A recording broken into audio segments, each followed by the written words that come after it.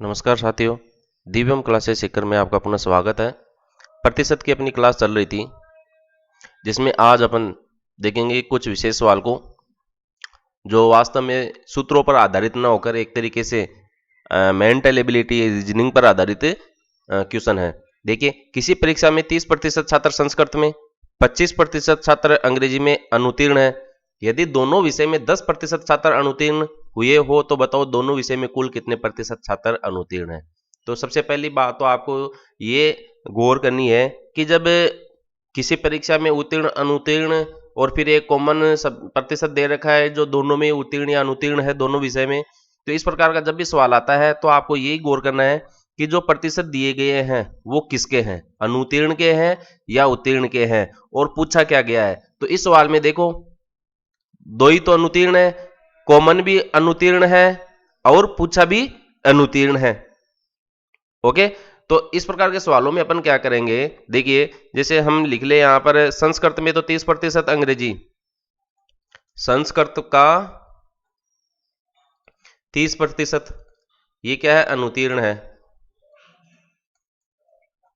30%। और फिर अंग्रेजी में 25%, अंग्रेजी में 25%, ये भी अनुत्तीर्ण है। अब दोनों विषय में 10% छात्र अनुत्तीर्ण है। अब जो कॉमन बात है वो क्या है, या उभयनिष्ठ, दोनों विषय में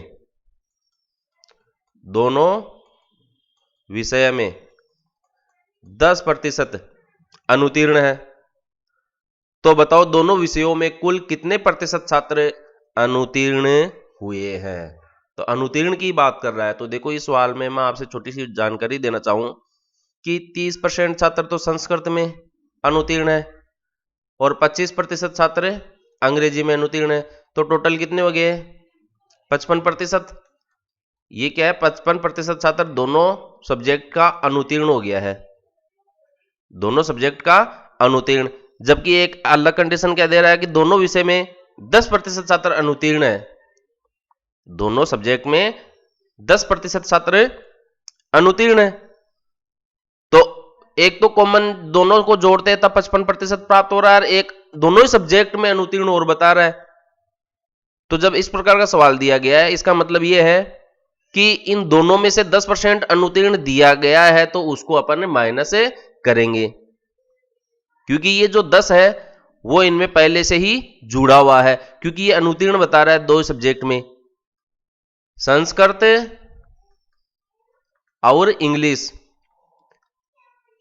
इन दोनों सब्जेक्ट में अनुत्तीर्ण की संख्या 55% है और दोनों में ही अनुत्तीर्ण 10% है, दोनों में ही अनुत्तीर्ण 10% है। इसलिए अपन क्या करेंगे, इसमें जो कॉमन वाला प्रतिशत दिया गया उसको माइनस करेंगे। तो हम माइनस कर देंगे तो अपने को उत्तर कितना मिलेगा, 45%। तो वास्तव में यही आप पर उत्तर प्राप्त हो जाता है। तो कुल मिला के क्या है, 45% छात्र संस्कृत और अंग्रेजी में अनुत्तीर्ण हुए हैं। दोबारा देख लीजिएगा ब्रीफ में, दो ही सब्जेक्ट में 55% छात्र अनुत्तीर्ण है, कुल मिला के दोनों को योग कर लेते हैं, और 10% दोनों में अनुत्तीर्ण है। तो अनुत्तीर्ण तो हमने जोड़ा 55% आया, जबकि दोनों में कितना बता रहा है, 10% अनुत्तीर्ण। तो जो कॉमन वाला है उसको अपन यहां पर घटा देंगे तो अपने को उत्तर प्राप्त हो जाएगा। ठीक है, क्योंकि ये जो 10% है वो 30 और 25 में ऑलरेडी जुड़ा हुआ है। अगर इसको अपन इस तरीके से समझने की कोशिश करें, जैसे दो सर्कल है, 30% तो किसके, संस्कृत के, 25% अंग्रेजी के, और 10% क्या है, इन दोनों का कॉमन है। तो इस 30 में देखो ये 10 आ रहा है, इस 25 में देखो ये 10 आ रहा है, तो इन दोनों का मिला के कितना कम हो गया, 10 कम हो गया। तो 3 2 5 में से कितना कम कर देंगे, 10% कम कर देंगे, तो अपने को क्या है, अनुत्तीर्ण विद्यार्थियों की संख्या प्राप्त हो जाएगी। अब इसी पर आधारित देखो एक अन्य सवाल है, किसी कक्षा में 60% विज्ञान में, 70% हिंदी में। देखो विज्ञान और हिंदी दो सब्जेक्ट दिए गए हैं, ठीक है। विज्ञान में तो 60% छात्र और हिंदी में 70% छात्र दिए गए हैं, और ये कह रहा है कि उत्तीर्ण है। अब देखो बात थोड़ी अलग है, ये उत्तीर्ण है और एक अनुत्तीर्ण। तो इस सवाल को दोनों ही तरीके से लिया गया है यहां पर, अनुत्तीर्ण और उत्तीर्ण छात्रों की प्रतिशत संख्या के आधार पर। अच्छा, तो दो विज्ञान में तो 60% उत्तीर्ण हो गए, हिंदी में 70% उत्तीर्ण हो गए, तथा 15% छात्र दोनों विषय में अनुत्तीर्ण है। अब जो कॉमन है या जो उभयनिष्ठ प्रतिशत है वो कितना है? 15%। और वो किस चीज का है? उत्तीर्ण या अनुत्तीर्ण? अनुत्तीर्ण का है। ठीक है, तो अभी हमने ऊपर वाले सवाल में क्या किया था कि जो फेल थे दोनों सब्जेक्ट में, अनुत्तीर्ण, और फिर जो कॉमन वाला अनुत्तीर्ण था उसको हमने माइनस करके हमको अनुत्तीर्ण का प्रतिशत प्राप्त हो गया था। लेकिन यहां क्या है, पास का प्रतिशत दिया गया है, उत्तीर्ण का प्रतिशत दिया गया है, और कॉमन अनुत्तीर्ण दिया गया है। तो ये देखो दोनों अलग चीज हो गई है। जैसे हम करते हैं ना, जो 2x माइनस x करते हैं तो x प्राप्त हो जाता है, लेकिन 2x में से y माइनस करेंगे तो घटेगा नहीं। यानी कि हमें समान राशि चाहिए, समान भौतिक राशियां होती है तो वो आपस में घट जाती है। ठीक है, तो इसको भी हम क्या करेंगे, यहां पर समान बनाएंगे। जैसे यहां अनुत्तीर्ण दिया गया है कॉमन वाला प्रतिशत, दोनों ही सब्जेक्ट में कितने प्रतिशत छात्र अनुत्तीर्ण है? 15% अनुत्तीर्ण है। तो यहां पर जो दोनों सब्जेक्ट उत्तीर्ण का दे रखा है, इसमें से हम अनुत्तीर्ण विद्यार्थियों की संख्या पता कर लेते हैं। तो देखो, जो विज्ञान है, विज्ञान में अगर 100% में से मैं 60% घटा दूं तो 40% बचेगा। तो ये 40% किसका प्राप्त हो गया बताओ? अनुत्तीर्ण का बच गया। और फिर हिंदी में दे रखा है आपको 100 में से यदि मैं 70% घटा दूं तो 30% बचेगा। तो बताओ ये 30% हिंदी में अनुत्तीर्ण विद्यार्थियों का प्रतिशत हो गया। अब दो ही सब्जेक्ट में कितना? 15% आपको क्या दे रखा है? अनुत्तीर्ण दे रखा है। तो ये देखिए ऊपर जो हमने सवाल किया था उस पर आधारित हो गया है। हमें क्या करना होता है ऐसे सवालों में, या तो आप इन तीनों राशियों को उत्तीर्ण की तरह बनाओ या फिर अनुत्तीर्ण में बदलो। तो यहां पर उत्तीर्ण थे, उसको हमने अनुत्तीर्ण बदल लिया, और फिर ये देखो तीनों राशियां समान हो गई अनुत्तीर्ण।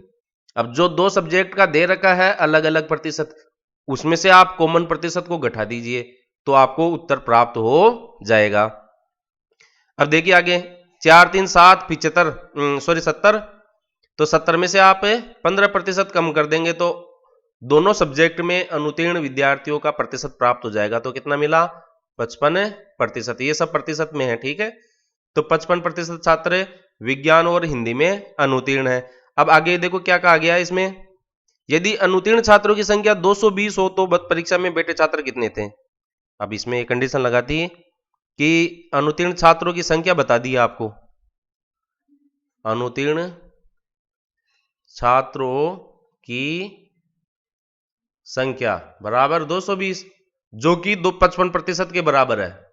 ये 220 जो संख्या है वो कितने प्रतिशत के बराबर है? 55% के। तो ज्ञात क्या करना है, परीक्षा में कितने छात्र बैठे थे। तो मान लेते हैं, माना परीक्षा में x छात्र बैठे हैं।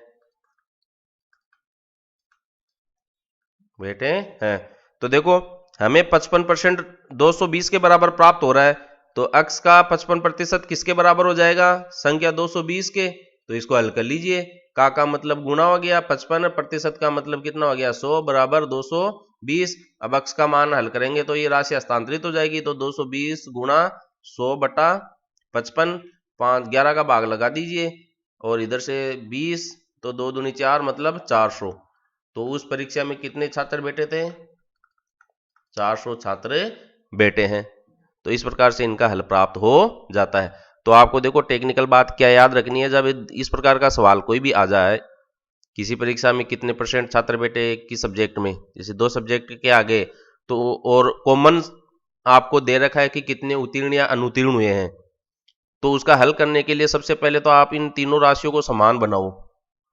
अब यहां पर जिसको देखे उत्तीर्ण दे रखा है और कॉमन अनुत्तीर्ण का दे रखा है, 15% छात्र अनुत्तीर्ण का, तो आप इसको उत्तीर्ण को अनुत्तीर्ण में बदलो और फिर जो कॉमन दे रखा है उसको माइनस कर दो, तो आपको उत्तर प्राप्त हो जाएगा।